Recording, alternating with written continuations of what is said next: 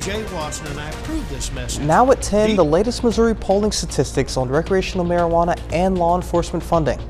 Plus, a Joplin artist celebrates Black history with a mural. And we take a look at Joplin's first ever Jomo Con. The 4 states' most watched news starts now. 3 days before the Missouri primary election, we're getting a picture of where voters might stand. This is KOAM News at 10. I'm Jalen Banks. KOAM is partnering with other TV stations in Missouri that are owned by Gray Television for a series of polls on a variety of races and topics. The online survey of 2,400 Missouri adults was conducted earlier this week by Survey USA. Tonight we look at a number of issues, including recreational marijuana and law enforcement funding. Should the use of marijuana for recreational use remain against the law in Missouri? 62% are in favor of legalization and 26% are against it. And for the question, does law enforcement need more funding than it now has? 52% said yes, they need more funding. 22% said they should have the same amount that they receive now, and 11% believe law enforcement needs less funding. You can find more from this poll on our website at KOAMnewsnow.com. As the countdown to the midterms continues, a competitive Republican Senate primary in Missouri is coming down to the wire. Over a dozen contenders are vying for their party's nomination and the chance to succeed retiring Senator Roy Blunt. Reporter Hillary Vaughn has the latest on the race. The Missouri Senate Republican primary has become a contest over who is tougher on China. Republicans running to replace retiring Missouri Senator Roy Blunt are flexing their America First records. 6th-term Congresswoman Vicky Hartzler tells me she's so tough on China, she got sanctioned. I'm the only candidate who has been sanctioned by China. Eric Schmidt, on the other hand, when he was in the state legislature, he actually tried to give over $400 million of our state tax dollars to companies and to have a China come here into Missouri and form a China hub. Current frontrunner, Missouri's Attorney General Eric Schmidt, has also been criticized for voting for a bill that allowed foreign businesses, including Chinese companies, to own limited amounts of Missouri farmland. Do you regret supporting those two things? Well, those are distortions of my record. I've clearly fought for more exports. I've fought for more American jobs. And so those are desperate attacks by my opponents who have a lot to hide in their own record, which is why they're sinking in the polls. I was the first attorney general in the country to sue Communist China for releasing the coronavirus on the world. And I think we need a tough on China senator from Missouri. Schmidt says if he wins the seat, he will follow through and make sure that Congress finally gets to the bottom of the origins of COVID-19.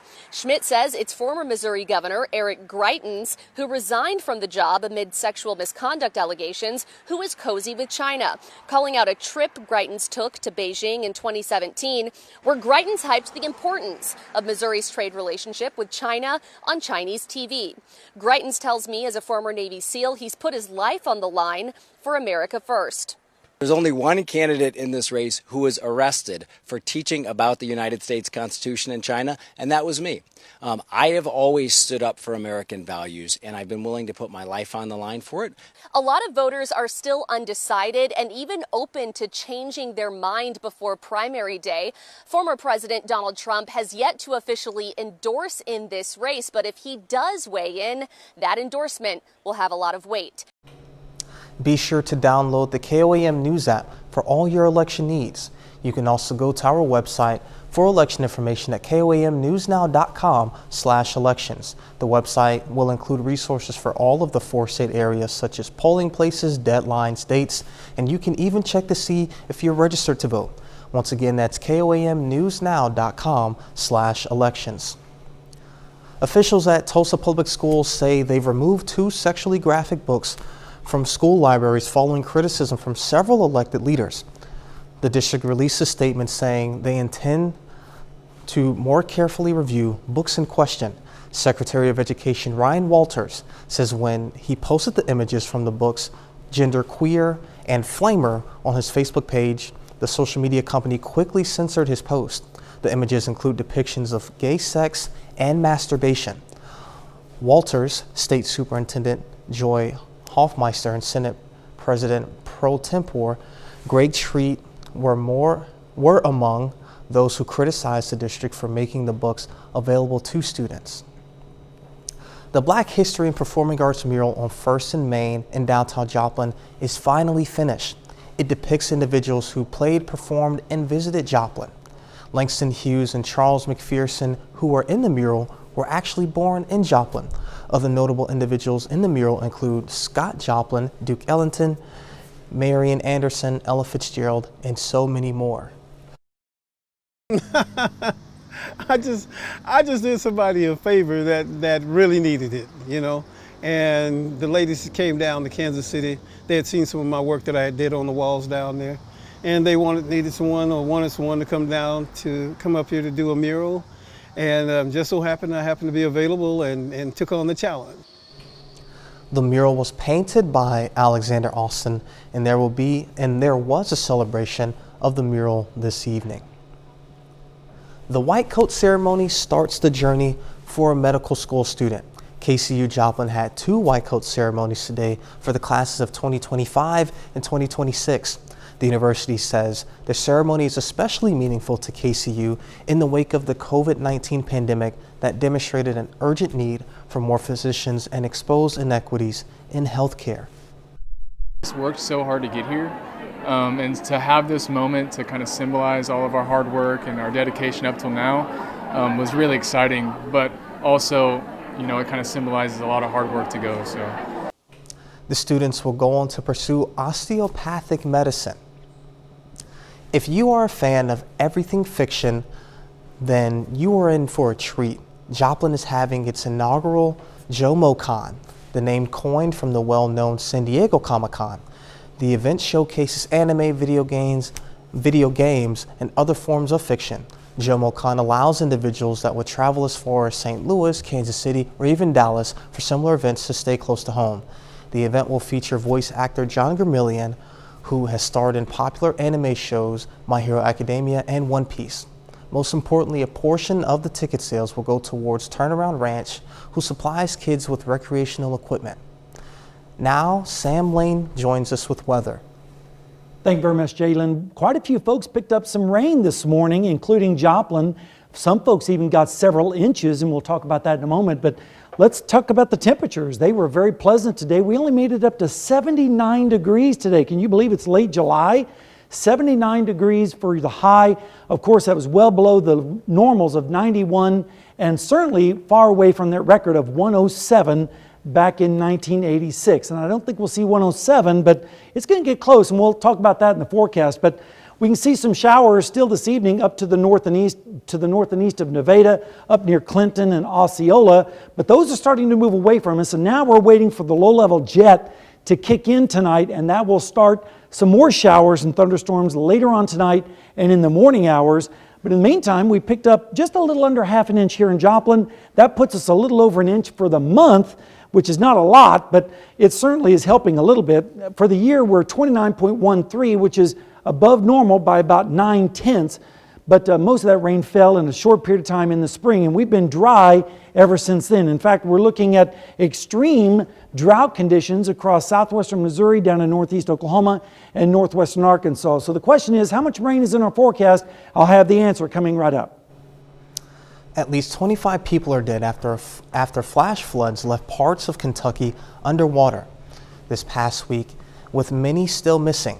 The governor there says the death toll is likely to keep rising. Reporter Michael George reports.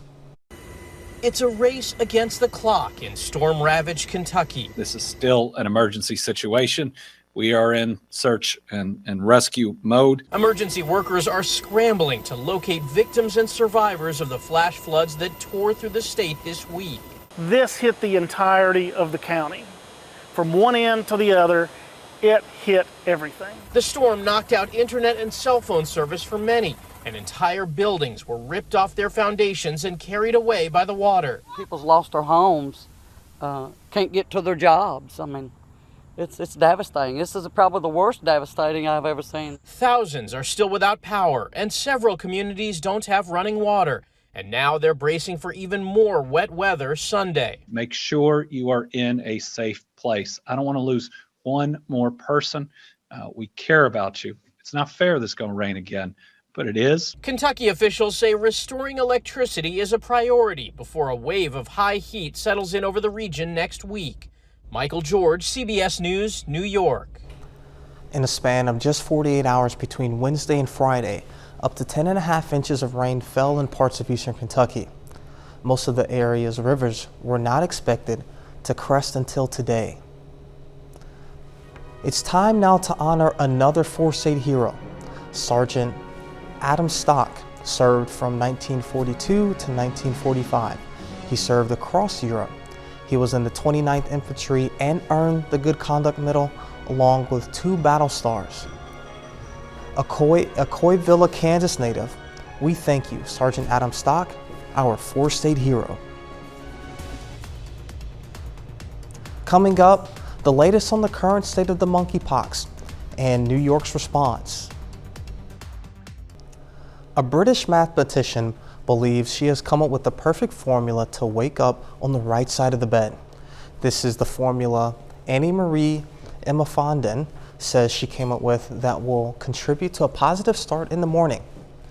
Her formula takes into account the minutes you spend eating breakfast, exercising, and showering, along with how long you sleep, how much time it takes you to get ready, and how far you are from the bed at a certain time.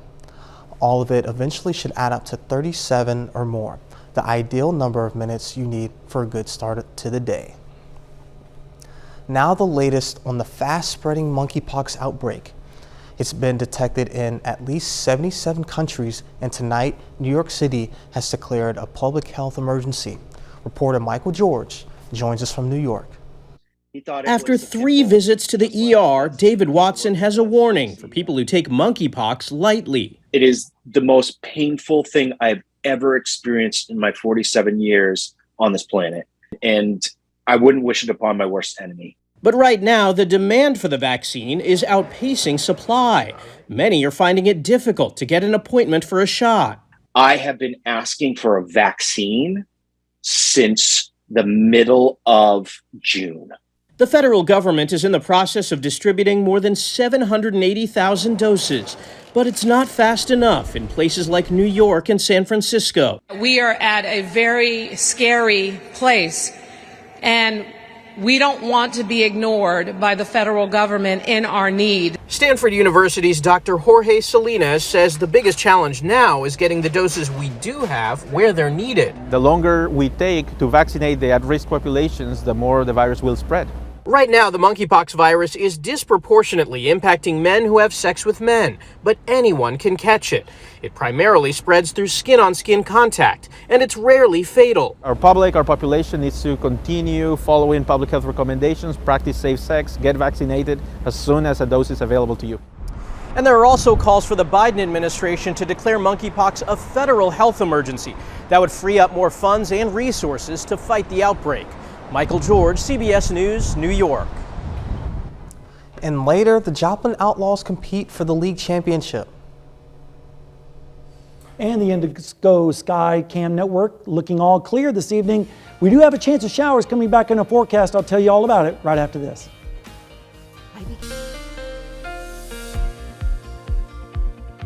What a welcome relief today was, with more temperatures closer to normal, in fact below normal for only the 3rd time this month, and even some rainfall. So I think everyone enjoyed that. Right now we're looking at pleasant conditions down in Seneca, Missouri with the Indigo Sky Casino and Resort. A pleasant evening across the entire 4-state region. As I mentioned, we had quite a bit of rainfall in some areas this morning, especially down in Delaware County. Jay picked up over 3 inches of rain last night. And several places in Nowata, they picked up quite a bit. Veneta picked up around 1 3/4. Here in Joplin, we topped out at just under 1/2 inch, and there was another heavier swath just to the north and east of us on over towards Springfield and into the east of Branson. But everyone got a little bit of something, and that certainly goes a long way in helping break this drought. As you can see, the month of July has been well above normal. 25 days this month above normal, only 2 normal days and only 3 below normal, including today, with our pleasant high of 79 degrees. We're still pleasant right now. 75 in Joplin and Carthage, 71 in Iola, 70 cool degrees for our friends up in Yates Center, 74 degrees down in Grove and in Jay. Now the dew points are up, and so that's making it feel a little bit more humid out there, but that's because of the rainfall that we've had over the last 24 hours, and so as a result, it's starting to feel a little bit muggy out there and downright soupy once you get up to 75-degree dew point. And we're expecting another chance of rain later on tonight, and we'll get to that in just a second. But right now, currently in Joplin, we're sitting at 75 wonderful degrees, northeasterly winds at 3 miles per hour. And look at this, it feels like 75 out there because the dew point is 71. The humidity is 87% and the pressure is currently rising. Storm tracker radar pretty much clear right now. We do have a few showers up to the north and east of Stockton Lake, also east of Springfield, moving away from us. What we're watching for now is the low-level jet to start developing tonight, and so that means radar could start to pick up a little bit more later on tonight. Those showers earlier near Stockton have now moved off towards the north and to the east. Speaking of rainfall tonight, as I mentioned, we are expecting more showers to develop later on tonight, especially down in northeast Oklahoma. That's where the best chance of accumulation will be, around 700ths expected in Anderson, maybe half an inch or a little bit more than that for our friends down in Rogers, but not everyone is going to see rain tonight or tomorrow for that matter. Instead, we're going to see partly cloudy skies with a low of around 73. Notice the warm air starting to move back up from the south, and by tomorrow afternoon, we'll top out at around 87, 88 degrees, a little bit warmer down into Oklahoma on those southerly winds. And then as we move into Monday, more humidity and more heat start to come back in, 75 for the low, and by Monday afternoon, look at this. We're getting back up above 90 degrees again. Yeah, I think you know where this is headed. 93 for your high on Monday, and then continued muggy right on into Tuesday morning with a low of around 77. Now, let's take a look at the next 7 days. As you can see, we're looking at 92 on Monday, 96 on Wednesday, or Tuesday, I should say, 98 on Wednesday, and even hotter as we go towards next weekend. And yes, unfortunately, I had to bring that 100 degrees back and continue that right into early next week. So it looks like summer is not going to go down without a fight, Jalen. There was at one point, it was like April or May, where it was raining almost every single day. Yeah. And so I saw that we were above average for the year.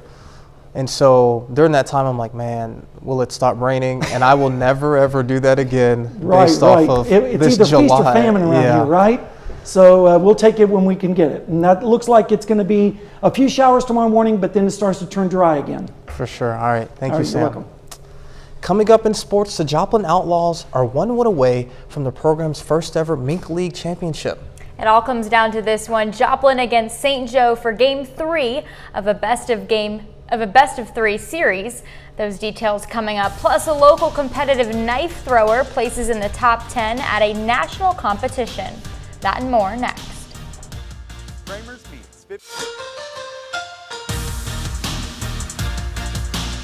The Joplin Outlaws have a chance to win the program's first ever league title tonight. Joplin and St. Joe are tied at 1 game apiece in a best of 3 series for the championship. St. Joe gets home field advantage for tonight's decisive Game 3. The Mustangs break it open with 4 runs in the 4th, then 4 more in the 6th. St. Joe cruises to their 3rd straight Mink League title, 11-1 the final. Pittsburgh Post 64 is state champs for the 2nd year in a row. The Patriots shut out the Kansas Senators today 6-0 in the championship game. Caden Harrison broke a 0-0 tie in the 6th with a 2-run home run. Trevor Amershek was dominant on the mound, throwing 6 scoreless innings. The Patriots advanced to the Mid-South Regional Tournament in Montgomery, Alabama. The Kansas City Royals aim to put an end to a 4-game skid today on the road against the New York Yankees. It's a 4-game set. The Yankees have won the first 2, 1-0 and 11-5. Today, New York off to a hot start. First inning, DJ LeMahieu blasts a lead-off homer off of Jonathan Heasley. Next inning, Aaron Judge at the plate with 1 on. Judge goes deep for a 2-run shot, his MLB leading 42nd home run and 200th of his career. 4-0 after 2, and the Yankees keep the pressure on. They take Game 3 8-2. The St. Louis Cardinals are in the middle of a series with Washington. The Nationals take their first lead of the game in the 7th off of a 3-run homer by Josh Bell. And that will be enough. Cards fall in a close one, 7-6. Pittsburgh's Ben Fowler placed in the top 10 at the World Knife Throwing League U.S. Open earlier this month. Out of 64 competitors, Fowler advanced to the finals and then finished in a tie for 5th place. He's been competing in the sport for a little over a year. Fowler picked up knife throwing when recovering from a reconstructive foot surgery that forced him to relearn how to walk. His hard work is paying off, and his finals match will air on ESPN2 this Sunday and Monday. The competition was really tough. So many great throwers from around North America. It was a place where I was able to show my skill set on a national level. I had all the feels, you know, walking into the arena on the game day on Sunday, walking in by myself, and it was a feeling like none other of competition. So now going forward, I feel more prepared. That's a look at sports. Back with more news after this. Cheesecake lovers rejoice. Every July 30th is National Cheesecake Day, so Saturday is the perfect time to enjoy a slice of one of America's favorite desserts. The varieties are endless, so whether you like your slice with a classic graham cracker crust with fruits and berries, coffee flavors, or decadent chocolate, this is the day to indulge. Be sure to take advantage of all the deals being offered near you in celebration of the day. Are you guys cheesecake fans whatsoever? I am. I would take chocolate just about anything. Well, so. that's true. Yeah, it might be my favorite dessert, not gonna lie. All right, very I'm good. not just saying that. Danny? Big win for Pittsburgh Post 64 today. They are state champs for the 2nd year in a row, Congrats. headed down to Alabama now to continue on. That's awesome. And we've got some hot weather coming back, and I looked at some new data, and there's a fight between the American model and the European model. The American model is forecasting going back to 100 degrees. The European model, not so much. So let's be pulling for that European model, but unfortunately, I'm going to have to go with the American right now. All right, sounds good. Well, that's our time for now. Remember, we're always on KOAMNewsNow.com and with our KOAM News Now app. Thanks for making us part of your night, 4 States.